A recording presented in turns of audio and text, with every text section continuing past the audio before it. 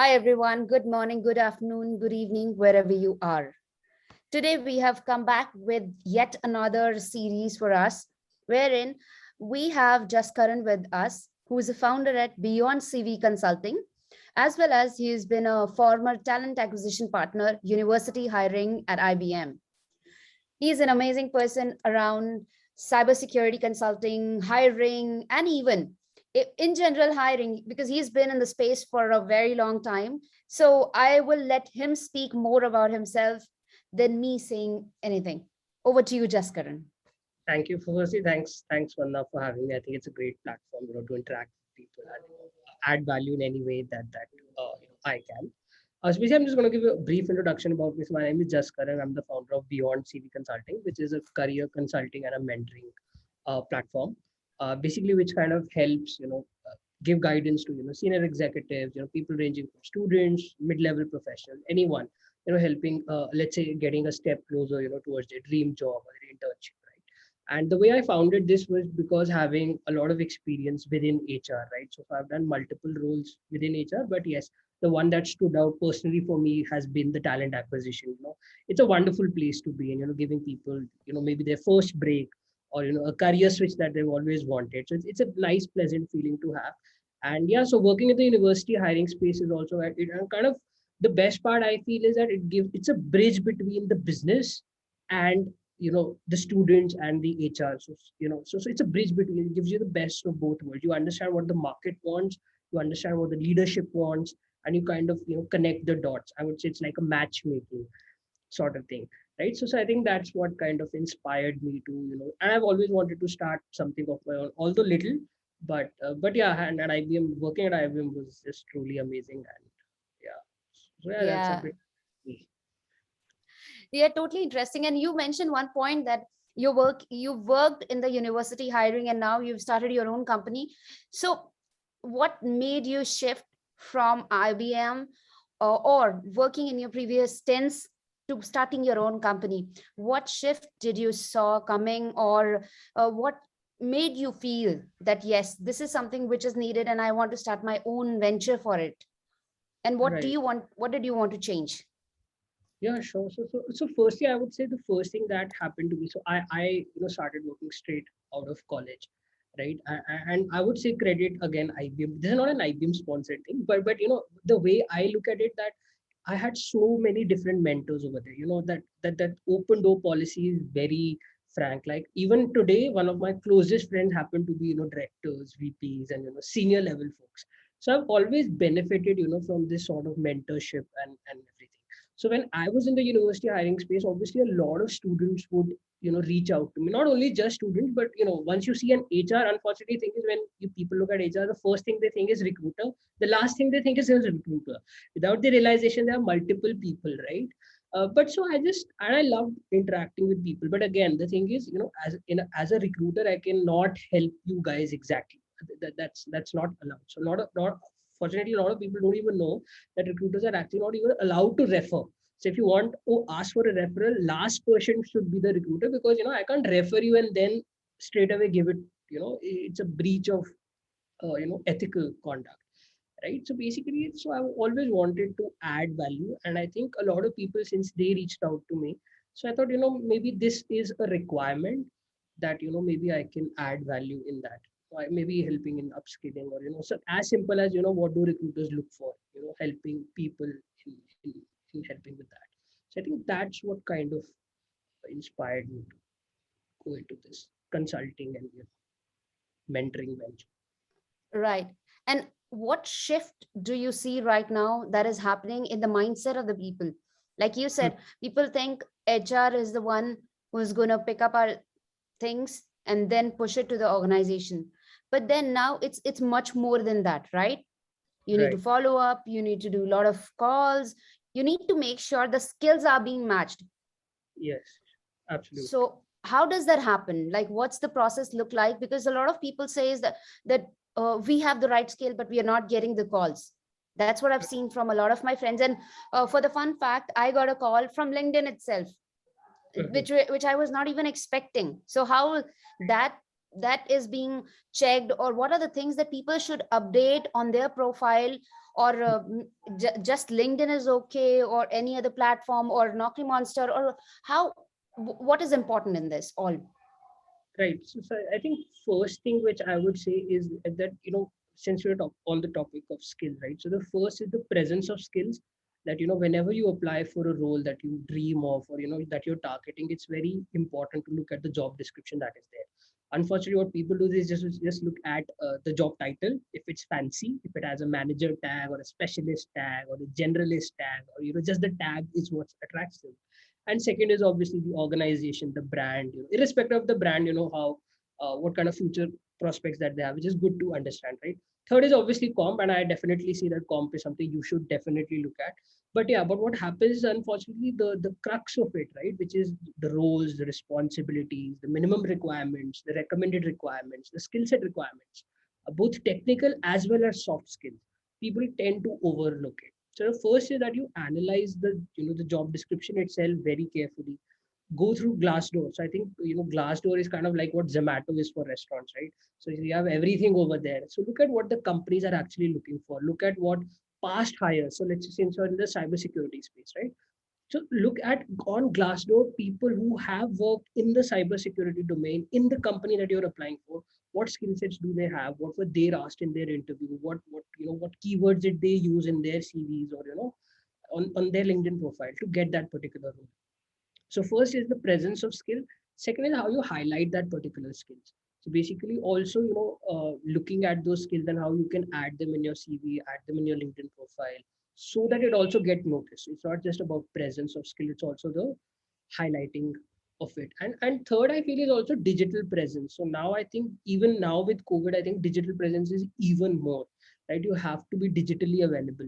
Otherwise, earlier what used to happen is a lot of referral would happen, a lot of networking, like on a one-to-one basis would happen. But now with virtual, it's become very less, right? So now what you have to have a digital presence. So, I would say create content. So just like you are, right? So if you're creating content which is adding value to people, you'll get noticed, right?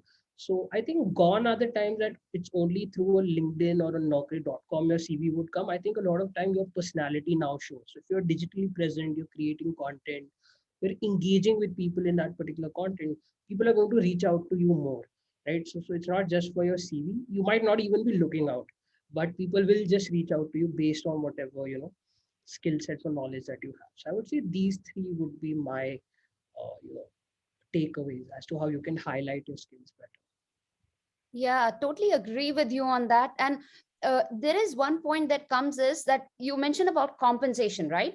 Right. Now, when you talk about compensation, a lot of times people don't get selected because of the compensation. Like in the first round itself, they say that we are expecting this much, we are earning this much. Right. And at the same time, what I have seen or personally experienced it, wherein the current company that I just joined a few months back, they didn't Right. ask me for my current compensation. They Right. actually offered me on my expertise. They offered me on what I can add value to their organization. And I would say I think I would not have asked that much, which they gave it to me. Right. So, or might not have expected, but Right. suddenly that came my way and I was happy. So uh, what Mhm. should people do? Should they tell their compensation? Should they be judged on their skill sets? How should they be? Because it's all different, because I have been hearing stories from different people. Yeah. Yeah. So I think that's a good question. So I think firstly, from an employer perspective, if I were to speak, right? So basically, even if a hiring manager is hiring you, even he or she has restrictions, which is kind of done by the organization itself.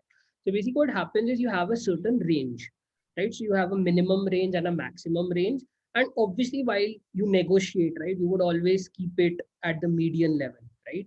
Uh, as an employer, and yes, if you find a person who is valuable and that person is also negotiating, you can go to the higher bit, right? But again, at the end of the day, the higher bit also has a certain limit, right? So that's more from an employer perspective. So what I would personally believe, that you should be compensated based on the skill set and the value that you add. Yes, the value determined is very subjective from an employer to employer. What one employer might value you is very different from what another employer might value. So I think it's a composition that you have to take care. Like for example, you can ask for whatever negotiation that you want, and then you can kind of calculate also the value addition that employer is going to give you, and where do you see your growth with that particular employer, and then go about it. But I think you can share your CTC. I feel, unless I mean, if they ask for, you can share. But if they like in your case, they didn't ask you in the first place, so why not? Why Right. then? Right? Right. But they do ask you, you can kind of negotiate on that. And then I would say make it a holistic view. Don't just look at just the comp, look at what value addition that the company is going to facilitate you. Like a lot of company might give you a lower comp, but they might give you a, let's say, certification or some sort of like some for, I think for leaders or mid level they give exec education or something. So that is something which is apart from comp as well. So that would be my overall suggestion, that you look at it from a holistic perspective. Right. Right. And now, when you're talking about the compensation, there is Mhm. another point that comes into picture, that uh, how exactly you would negotiate these things with the recruiters, because you being in that shoes, like in those shoes, and now you're running your own company. So Mhm. how a person should negotiate, because that's very subjective, very honestly. Right. Some people are so good at negotiating and they do get it. Mhm. Some people are not so good and they just stay with what they have. So should they negotiate, should they not negotiate, or if yes, how far that should go? Yeah, I think that's a good question. Firstly, I would have limited capabilities to answer this question because if you're in the university hiring space, you would know that there is very limited negotiation that happens, at least in the bigger organization. What I mean by that, in startup, yes, because when you're at a startup stage, not everything is way too formalized. Right? You're just trying to build out thing, and if you find a very good talent, you don't want to lose that particular talent, right? Because you're at that bubbly stage of that business wherein, like, if you want something, let's just grab it. That's why you'll notice a lot of startups give a very high compensation as opposed to, let's say, Fortune 500 companies, right? So that's an overall industrial trend that is kind of there. So what happens in university hiring particular space is that you have a particular range which you offer to a particular campus. So in that moment, there is not much of negotiation. So let's say if I have XX amount which I've quoted while sending the JAF, which is the job application form, or the JD, whatever you may say it, the college has to abide by it. And similarly with us, we also have to abide by what the comp is there. So that's, like, I'm being very candid in terms of the experience that I have, right? But yes, I know a lot of people who do negotiate when it comes to comp. So the first is, I would say, first is, yes, I think you should definitely negotiate. First is, do your homework, look at what industrial average is in terms of the hike. So for example, if let's say the industrial average is, let's say, 15% for a particular industry, 15 to 20%, you straight away go with the 40%, they're gonna think you're bonkers, right? So basically, have a realistic idea of whatever role you're applying for, whatever industry what you're applying for, what is the range like where you can fall in, right? So I would say first do that. Second is obviously focus on the skill set and value that you have to add. So like your USP, like every product has a USP.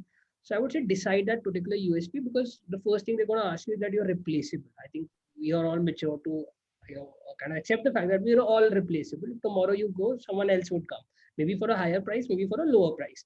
So you have to determine what your valuation is, and then you kind of negotiate on that. And let's say you want a 30%, right? And let's say they are offering you 25. So now you have to try to push that. Okay, if you can get the 30, or if you're flexible with 25. But what I feel is that playing that trump card of, I have four offers, and like, I've noticed a lot of people do this, wherein it's okay if you have an offer, you can negotiate on that. But a lot of people tend to use that trump card of, I have three offers from, if you go to a big four and you're boasting, I have three offers from, three other big four companies. Why should I come to you? I don't think it will play out well. If the company finds you not that great, they're going to straight away tell you, okay, please join the other big three. I'm sure you'll add value. So I would say be strategic also. Like, don't always think that just because you have the capability to negotiate that, you will be able to get away with anything. So I would say keep your offer card to a limited level, focus more on the skill set and the value addition that you do. Oh, yeah, wonderful. So before we conclude with the session, any parting words for the audience or the people who are listening? Especially, a lot of students are going to be benefited out of it, because this series I'm starting specifically for the students. So I would like to hear from you on that. Thanks for that. So I would say first is that do your research, whatever you want to do, research about the company that you want to go for, research for the domain that you want to go for, research for the role that you want to go for. You don't just go wherever everyone is, kind of going. Uh, Second is be passionate about what you do. In a university space, you're always kind of confused. Like, for example, when I was in college, there's compartmentalization. If you're good in particular subject, you go for finance, marketing, and HR. So when I took HR, a lot of people said that you're one of the toppers. Why are you taking HR? It's something that I'm passionate about. So I would say find your passion, find what drives you, irrespective of what your peers are saying, because at a student level it happens a lot. You might pick up a career which you actually don't want to do, but just because your peer is doing that, you're kind of picking it up. So I would say don't do that. And last is, like you said, that while education is important, but also try to get as much practical experience and knowledge that you can. So try to do as many internships as possible, or seek mentorship, or just interact with people and learn from them. So I think it's a complementing your theoretical with your practical knowledge is very, very important in today's time, especially. So yeah, so these would be my three kind of. Summarizing points. Yeah. Thank you so much, Jaskaran. It was wonderful speaking with you. I am sure it's going to be benefiting a lot of people. Thanks, Vanna, for having me.